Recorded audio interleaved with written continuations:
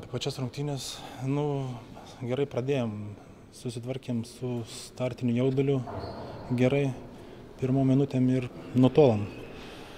Pasikėjau, kažkur pradėjom strikti momentais ir gale vėl vienu metu iš vis pasimetėm buvo, bet gerai, kad neišleidom pergalės iš rankų.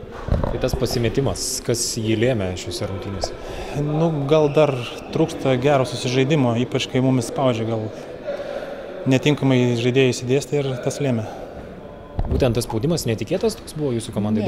Nebuvo netikėtas, ruošėmės tam, bet kai kurie pamiršo, kur atsistoti, kažkur pakirst, pajudėti. Biškai toks, dar trūksta šiek tiek darbo treniruotės.